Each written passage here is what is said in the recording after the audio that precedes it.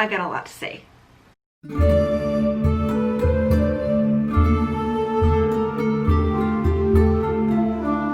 Hey guys, welcome back to the channel. So today we're going to discuss Ninth House by Leigh Bardugo and what I thought about it.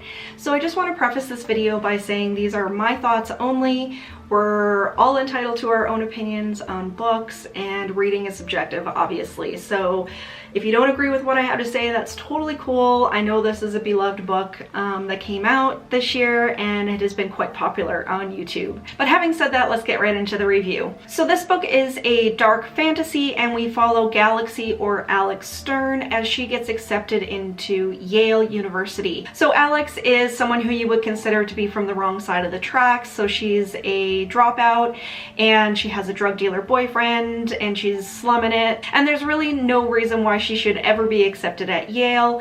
However, she is offered a position in a secret society that's kind of like an underground community that's within Yale, and she has the ability to see ghosts, and this is why she's offered this position at the society within Yale. So as we start to follow Alex, we're taken kind of into this really dark black hole of magic and secret societies and keeping people rich and powerful, and even murder.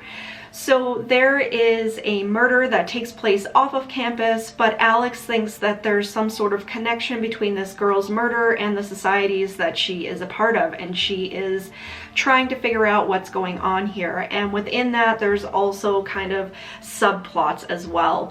This is a really extensive book. I have to say it's has more fantastical elements than I thought it was going to, and that's not a bad thing. I really enjoyed it. The types of magics that this book has in it, and how they're formulated, and how they relate to the societies, and they're used to keep their members rich and powerful, I found was really, really interesting. So having said that, I thought the imagination of this author was just really extensive. Like I said, I really enjoyed the magic systems. And if you have read this book, my favorite group within the society is Manuscript, who are really talented at using glamours. So there's a scene in the book where Alex and her superior go to a manuscript party, and as they go down to each one of the floors, as they go deeper and deeper, the glamours get really elaborate, and it's very psychedelic, and they're used basically kind of as a drug, and people have really wild experiences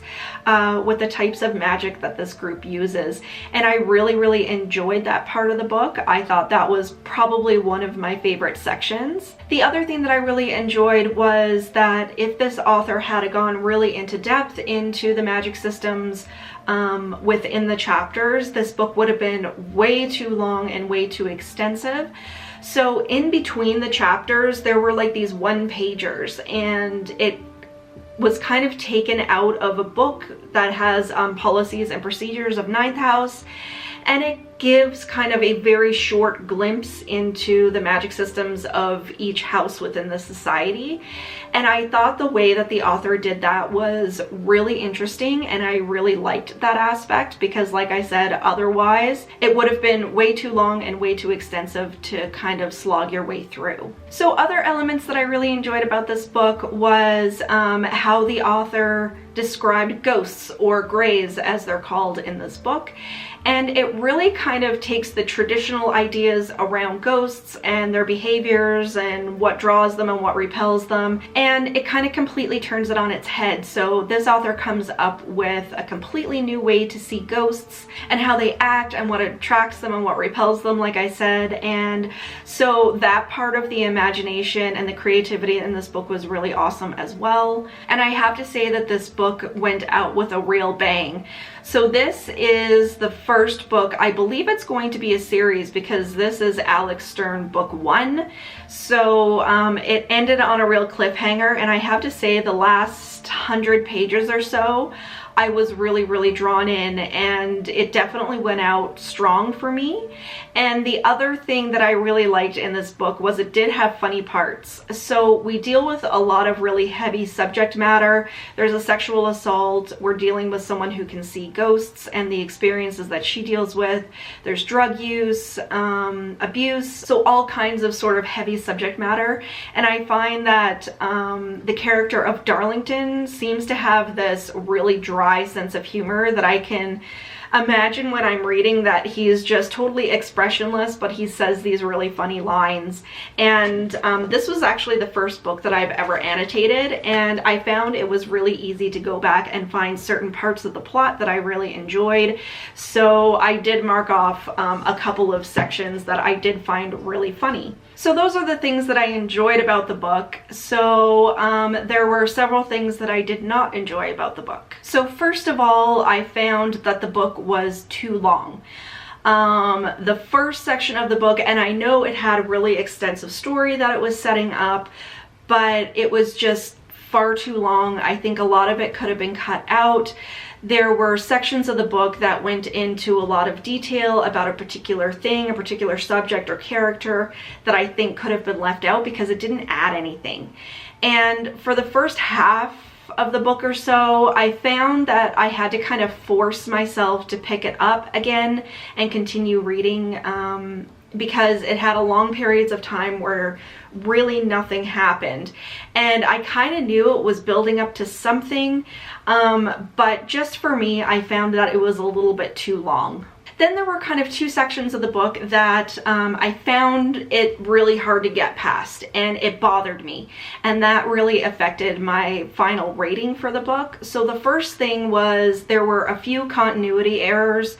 So there was a situation with the ghost of the bridegroom and his kind of backstory, and I actually went back and I read it several times, and I still couldn't, there was one aspect that just didn't make sense to me, and I want this to be a spoiler-free review, so I won't go into kind of what it was, but it just seemed like when I was reading it, I was like, well, if she says this at this part, then I don't understand what she's saying here.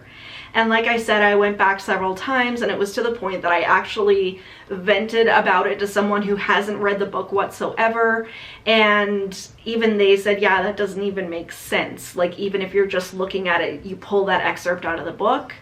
So that was one thing, and then there was another continuity error towards the end, and it was actually when there was a lot going on. So it was a very, very small detail of the book, but it stuck out to me like a sore thumb, and I found it really hard to get past that. And then the other thing, they had a sexual assault of a character. So this was a very underdeveloped character. We had only seen this person a couple of times leading up to this situation that happened. And it's not someone who was really close to any of the main characters. It was just kind of an ambiguous sort of character. And then this sexual assault happened. So Alex just goes out and she kind of decides to enact this vigilante justice on this person. And it's totally deserved. It's just that for me, I would have liked there to be a little bit more development of this character up until this happened, because I didn't feel overly connected to her. And then with what Alex ends up doing to this guy is justified, but it didn't seem as satisfying as, like I said, it would have been if it had been someone who was a little bit more of a major character or major player in this book. And even more so than that, if you've read this book and you know what kind of happens to this guy at the end, towards the end of the book, it would have actually made more sense for this situation to have happened with a completely different character and someone who was actually more developed and who was kind of more of a main person in this book. So between those couple of things, the continuity with the bridegroom and this other situation that happened, I found that I wasn't excited about picking it up for about the first half of the book. It wasn't a page turner for me, and then kind of topping it off with the situation with the sexual assault, which is totally fine to have it in the book, but I think it could have been done better.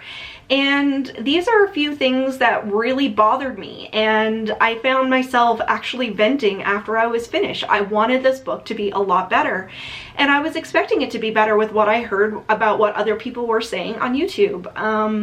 So I'm not sure if I'm missing something. Maybe I'm too picky with my reads. I don't know. I'm very opinionated, and I know this, and it's not only with books, it's with everything else. It's with movies and music and everything. So that's my opinion. I'm not sure if this book got a little bit more hype than what it deserved because of who wrote it. Leigh Bardugo is a very well-known and very beloved YA fantasy author, and this is her first stab at kind of adult fantasy. And maybe that's the reason why I was hearing stuff that was a little bit more positive about this book, is because people love her, and maybe they were seeing, they wanted to hype her up more so than the actual story. I don't know, but with these couple of things that I can't see past and I kind of been ranting about, and I can't even get them out of my head because they bothered me, I did bring down my rating for Ninth House to a 3.5 star. And that doesn't mean I disliked it. I actually liked it. I think the story was good. I think the magic systems are great, and it was a really good premise, but it had a couple of misses for me. So yeah, I would still recommend that you pick it up. Maybe see if you can find the same sort of things that I saw in the book. But let me know down below what you thought of Ninth House. Do you agree with some of the things that I said or disagree? Are you a Leigh Bardugo fan? How do you think she did with her first adult fantasy? I would really love to chat with you guys down below about this book, and on if you're excited about the rest of them coming out. Now, like I said, this book had a bang-up ending. I loved how it ended, and I am going to pick up the rest of the series. But with those couple of things, like I said, that were kind of bothersome to me, it was not a 5-star read, and I think it was a little bit overhyped. I was expecting this to be blow me out of the water from what I've heard from other YouTubers, and it didn't, and that's totally cool. But anyway, that's all I have for you guys today. Again, let's chat down below in the comments on what you thought of Ninth House. But until next time, stay spooky, guys. Bye.